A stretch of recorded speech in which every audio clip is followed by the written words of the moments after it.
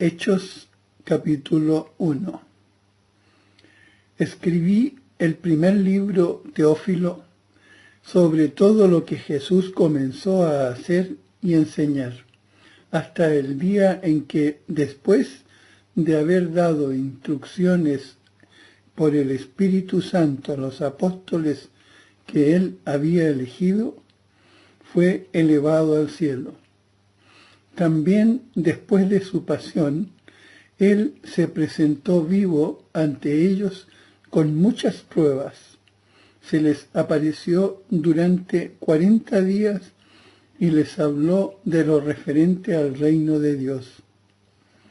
Mientras estaba a la mesa con ellos, les mandó no ausentarse de Jerusalén, sino esperar la promesa del Padre, la que oísteis de mis labios, que Juan bautizó con agua.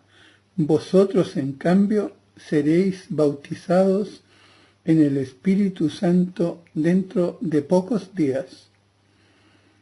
Los que estaban reunidos allí le hicieron esta pregunta: Señor, ¿es ahora cuando vas a restaurar el reino de Israel?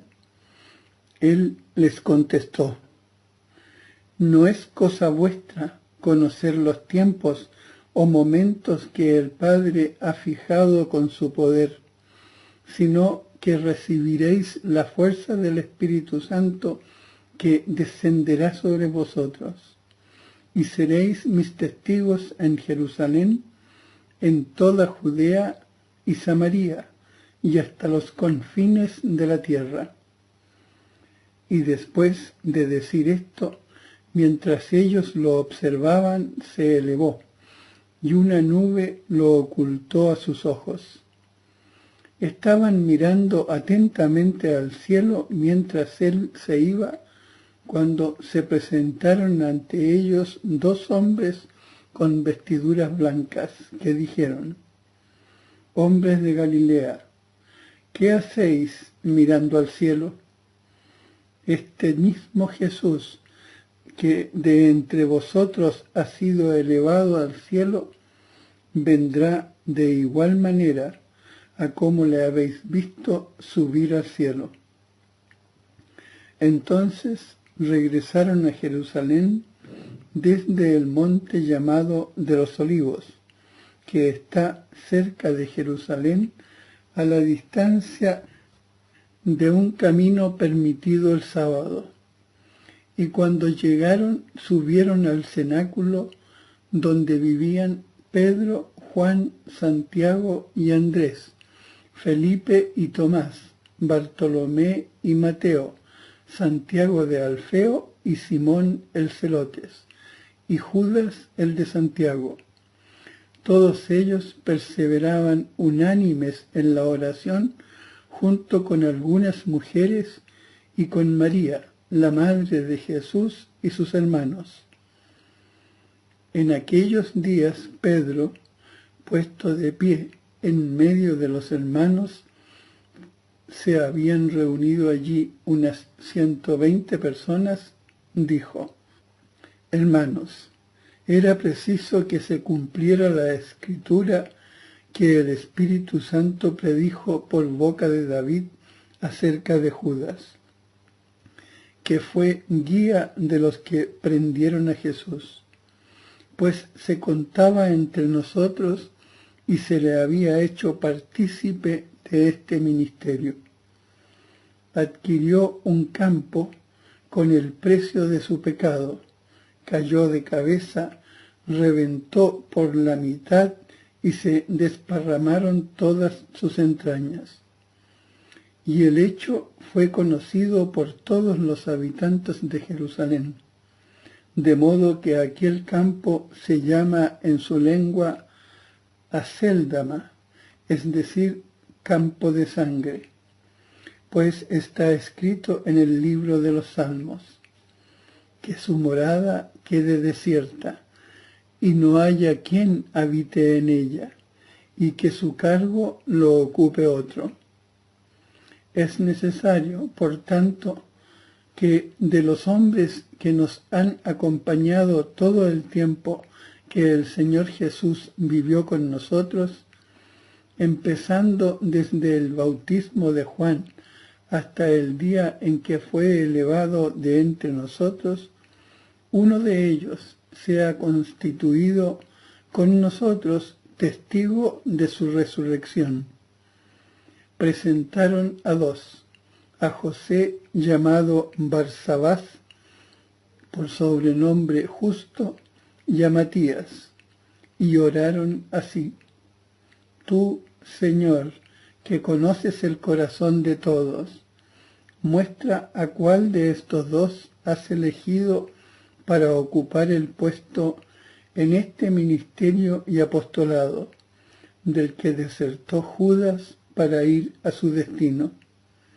Echaron suertes, y la suerte recayó sobre Matías, que fue agregado a los 11 apóstoles.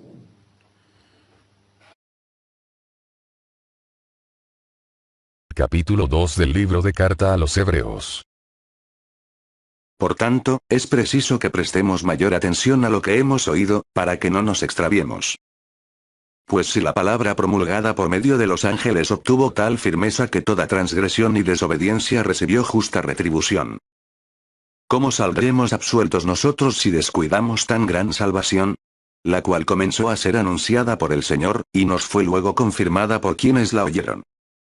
Testificando también Dios con señales y prodigios, con toda suerte de milagros y dones del Espíritu Santo repartidos según su voluntad. En efecto, Dios no sometió a los ángeles el mundo venidero del cual estamos hablando. Pues atestiguó alguien en algún lugar, ¿qué es el hombre, que te acuerdas de él? ¿O el hijo del hombre, que de él te preocupas? Le hiciste por un poco inferior a los ángeles, de gloria y honor le coronaste. Todo lo sometiste debajo de sus pies. Al someterle todo, nada dejó que no le estuviera sometido.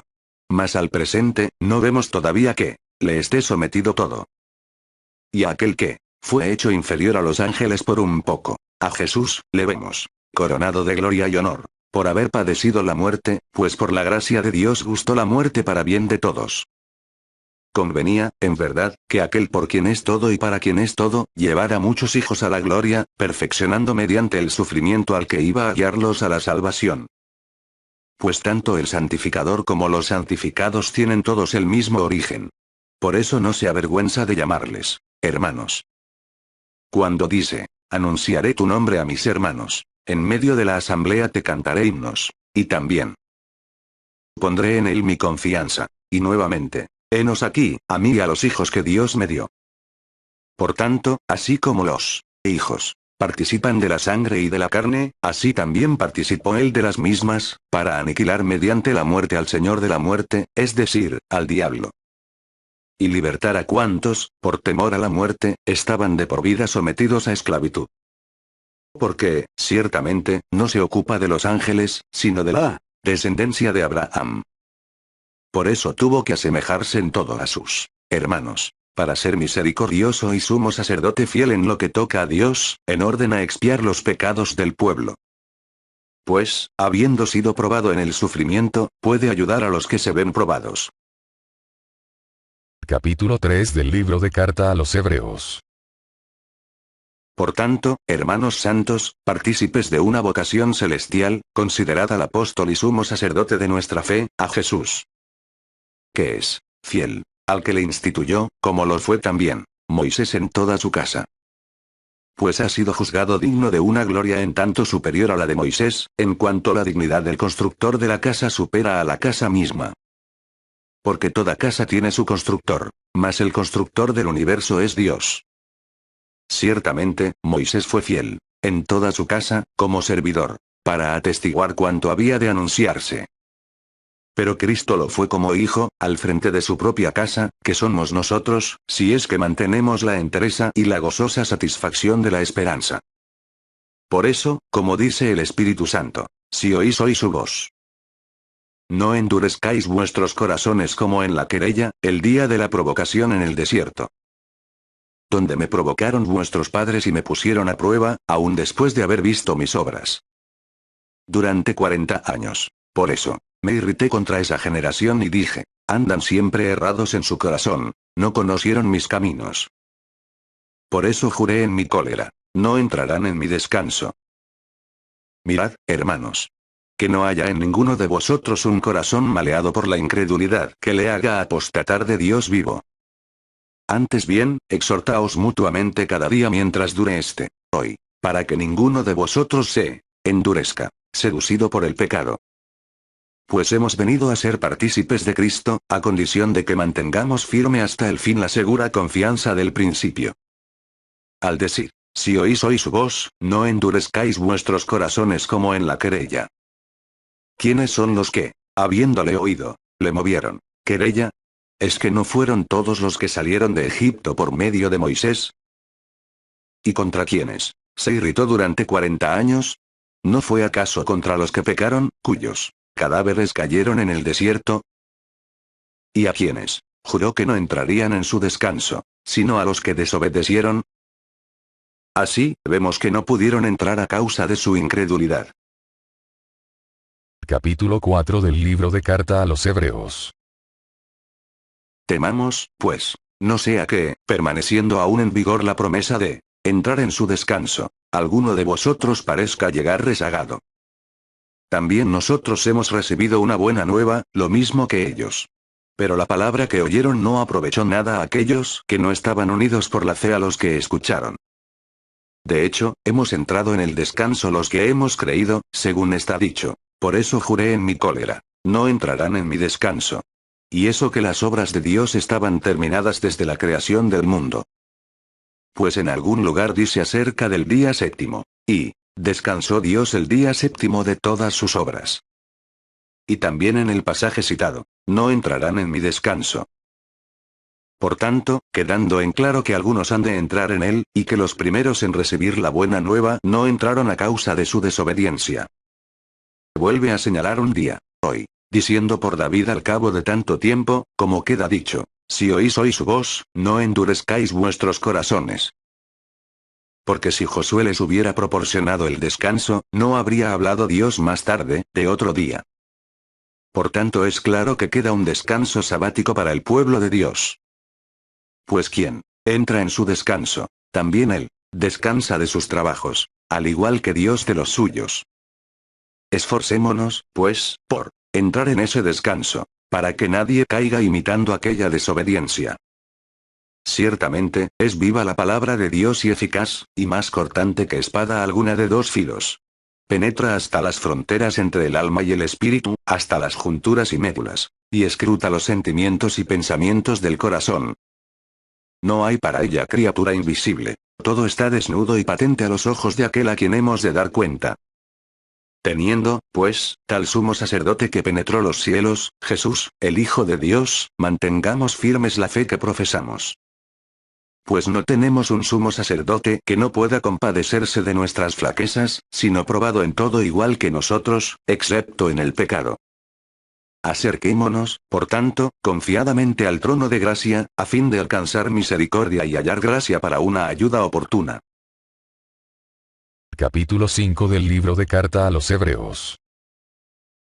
Porque todo sumo sacerdote es tomado de entre los hombres y está puesto en favor de los hombres en lo que se refiere a Dios para ofrecer dones y sacrificios por los pecados. Y puede sentir compasión así a los ignorantes y extraviados, por estar también él envuelto en flaqueza. Y a causa de esa misma flaqueza debe ofrecer por los pecados propios igual que por los del pueblo. Y nadie se arroga tal dignidad, sino el llamado por Dios, lo mismo que Aarón. De igual modo, tampoco Cristo se apropió la gloria del sumo sacerdocio, sino que la tuvo de quien le dijo, Hijo mío eres tú, yo te he engendrado hoy. Como también dice en otro lugar, tú eres sacerdote para siempre, a semejanza de Melquisedec. El cual, habiendo ofrecido en los días de su vida mortal ruegos y súplicas con poderoso clamor y lágrimas al que podía salvarle de la muerte, fue escuchado por su actitud reverente. Y aun siendo hijo, con lo que padeció experimentó la obediencia. Y llegado a la perfección, se convirtió en causa de salvación eterna para todos los que le obedecen. Proclamado por Dios sumo sacerdote, a semejanza de Melquisedec. Sobre este particular tenemos muchas cosas que decir, aunque difíciles de explicar, porque os habéis hecho tardos de entendimiento. Pues debiendo ser ya maestros en razón del tiempo, volvéis a tener necesidad de ser instruidos en los primeros rudimentos de los oráculos divinos, y os habéis hecho tales que tenéis necesidad de leche en lugar de manjar sólido. Pues todo el que se nutre de leche desconoce la doctrina de la justicia, porque es niño. En cambio, el manjar sólido es de adultos, de aquellos que, por costumbre, tienen las facultades ejercitadas en el discernimiento del bien y del mal. Capítulo 6 del libro de carta a los Hebreos. Por eso, dejando aparte la enseñanza elemental acerca de Cristo, elevémonos a lo perfecto, sin reiterar los temas fundamentales del arrepentimiento de las obras muertas y de la fe en Dios. De la instrucción sobre los bautismos y de la imposición de las manos, de la resurrección de los muertos y del juicio eterno. Y así procederemos con el favor de Dios. Porque es imposible que cuantos fueron una vez iluminados, gustaron el don celestial y fueron hechos partícipes del Espíritu Santo. Saborearon las buenas nuevas de Dios y los prodigios del mundo futuro. Y a pesar de todo cayeron, se renueven otra vez mediante la penitencia, pues crucifican por su parte de nuevo al Hijo de Dios y le exponen a pública infamia. Porque la tierra que recibe frecuentes lluvias y produce buena vegetación para los que la cultivan participa de la bendición de Dios. Por lo contrario, la que produce espinas y abrojos, es desechada, y cerca está de la maldición, y terminará por ser quemada. Pero de vosotros, queridos, aunque hablemos así, esperamos cosas mejores y conducentes a la salvación. Porque no es injusto Dios para olvidarse de vuestra labor y del amor que habéis mostrado hacia su nombre, con los servicios que habéis prestado y prestáis a los santos. Deseamos, no obstante, que cada uno de vosotros manifieste hasta el fin la misma diligencia para la plena realización de la esperanza.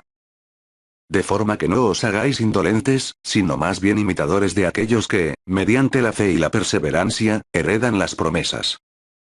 Cuando Dios hizo la promesa a Abraham, no teniendo a otro mayor por quien jurar, juró por sí mismo. Diciendo, ¿sí? Te colmaré de bendiciones y te acrecentaré en gran manera.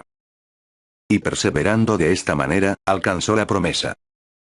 Pues los hombres juran por uno superior y entre ellos el juramento es la garantía que pone fin a todo litigio. Por eso Dios, queriendo mostrar más plenamente a los herederos de la promesa la inmutabilidad de su decisión, interpuso el juramento. Para que, mediante dos cosas inmutables por las cuales es imposible que Dios mienta, nos veamos más poderosamente animados los que buscamos un refugio asiéndonos a la esperanza propuesta. Que nosotros tenemos como segura y sólida ancla de nuestra alma, y que penetra hasta más allá del velo. A donde entró por nosotros como precursor Jesús, hecho, a semejanza de Melquisedec, sumo sacerdote para siempre. Capítulo 7 del libro de carta a los Hebreos.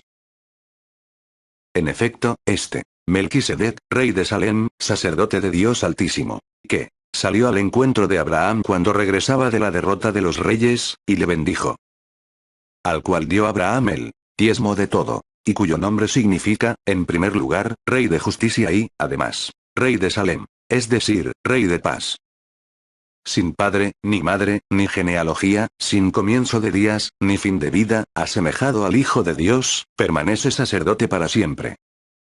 Mirad ahora cuán grande es a quien el mismo patriarca, Abraham dio el diezmo, de entre lo mejor del botín. Es cierto que los hijos de Leví que reciben el sacerdocio tienen orden según la ley de percibir el diezmo del pueblo, es decir, de sus hermanos, aunque también proceden estos de la estirpe de Abraham. Mas aquel, sin pertenecer a su genealogía, recibió el diezmo de Abraham, y bendijo al que tenía las promesas. Pues bien, es incuestionable que el inferior recibe la bendición del superior. Y aquí, ciertamente, reciben el diezmo hombres mortales. Pero allí, uno de quien se asegura que vive. Y, en cierto modo, hasta el mismo Leví, que percibe los diezmos, los pagó por medio de Abraham. Pues ya estaba en las entrañas de su padre cuando Melquisedec le salió al encuentro. Pues bien, si la perfección estuviera en poder del sacerdocio levítico, pues sobre él descansa la ley dada al pueblo, ¿qué necesidad había ya de que surgiera otro sacerdote a semejanza de Melquisedec, y no a semejanza de Aarón? Porque, cambiado el sacerdocio, necesariamente se cambia la ley. Pues aquel de quien se dicen estas cosas, pertenecía a otra tribu, de la cual nadie sirvió al altar. Y es bien manifiesto que nuestro Señor procedía de Judá, y a esa tribu para nada se refirió Moisés al hablar del sacerdocio. Todo esto es mucho más evidente aún si surge otro sacerdote a semejanza de Melquisedec.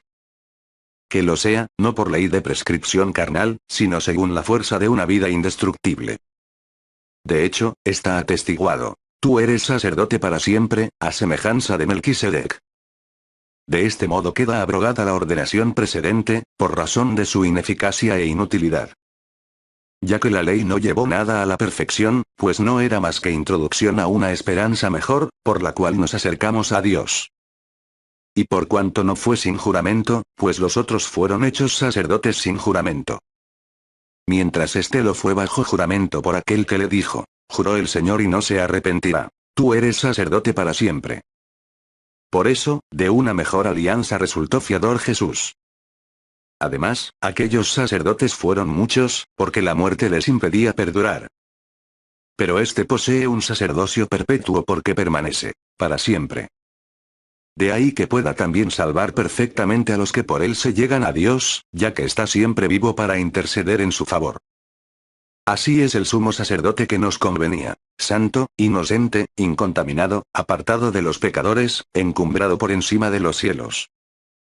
Que no tiene necesidad de ofrecer sacrificios cada día, primero por sus pecados propios como aquellos sumos sacerdotes, luego por los del pueblo. Y esto lo realizó de una vez para siempre, ofreciéndose a sí mismo.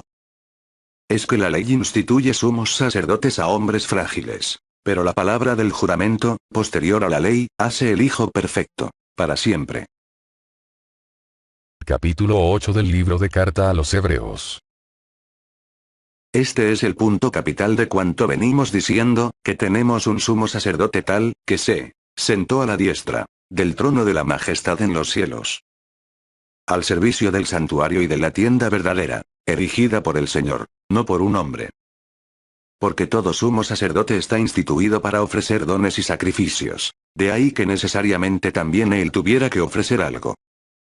Pues si estuviera en la tierra, ni siquiera sería sacerdote, habiendo ya quienes ofrezcan dones según la ley.